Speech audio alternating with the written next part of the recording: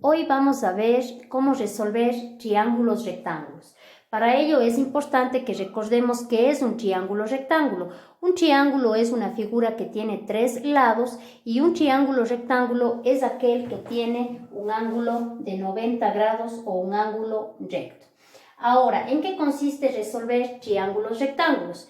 Resolver triángulos rectángulos consiste en hallar cada uno de sus lados y de sus ángulos. Cuando a nosotros nos piden resolver triángulos rectángulos, nos están pidiendo que hallemos los datos que no tenemos.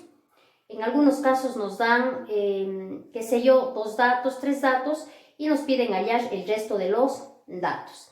Ahora, para resolver triángulos rectángulos vamos a utilizar dos métodos. Dependiendo de los elementos que nos pidan hallar, vamos a utilizar ya sea el teorema de Pitágoras o las relaciones trigonométricas. El teorema de Pitágoras nos dice que c al cuadrado es igual a al cuadrado más b al cuadrado. ¿Qué significa esto? La letra C es la hipotenusa. ¿Y qué es la hipotenusa? Es el lado que se opone al ángulo recto. Nosotros siempre que veamos un triángulo rectángulo vamos a saber que el lado que se opone al ángulo recto es la hipotenusa. Esta hipotenusa C es c al cuadrado, ¿no? En el teorema de Pitágoras. El teorema de Pitágoras nos dice c al cuadrado es igual a al cuadrado más b al cuadrado. A y b son los catetos de ese triángulo. En esta figura, A es el cateto menor y B es el cateto mayor, ¿ya? Porque en la figura se ve que B es mucho más grande que A, ¿ya?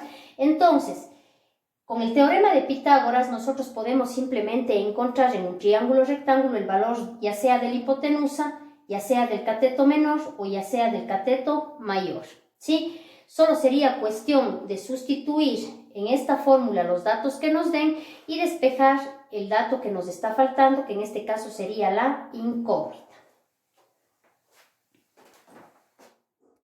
Tengamos presente también que en un triángulo rectángulo la hipotenusa es el lado más grande de ese triángulo y que los catetos son mucho menores que la hipotenusa. Por esa razón es que en la fórmula tenemos c al cuadrado es igual a al cuadrado más b al cuadrado, ¿sí? Porque la hipotenusa es la suma de los cuadrados de los catetos, ¿sí? Y luego habría que sacar la raíz de esa suma de los cuadrados de los catetos.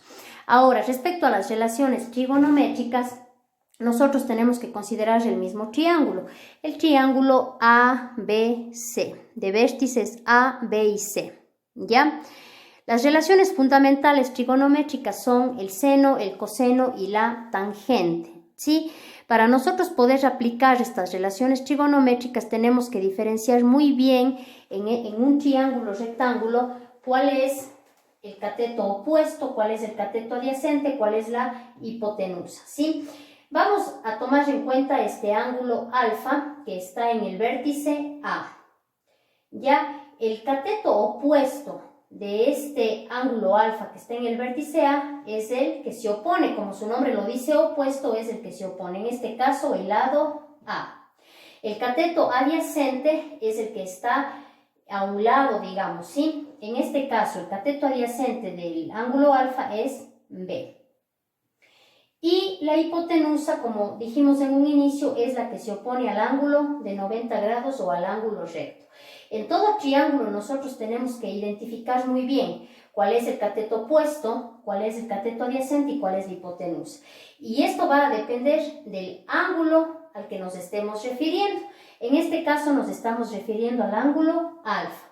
Si nosotros nos referimos al ángulo beta, que aquí no está marcado, el cateto opuesto de este ángulo beta sería el que se opone, que en este caso es B, y el cateto adyacente sería el que está a un lado, sería A. Todo va a cambiar dependiendo del ángulo que esté en mención. Ahora, las fórmulas nos dicen que el seno de alfa es igual a cateto opuesto sobre hipotenusa, en este caso A sobre C. Fijándonos en el rectángulo.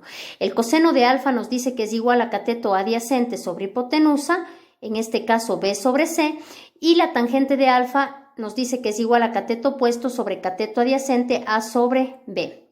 Con estas fórmulas, junto con el teorema de Pitágoras, vamos a poder resolver triángulos rectángulos dependiendo de los datos que nos den. Para comprender mejor, vamos a ver un ejemplo sencillo.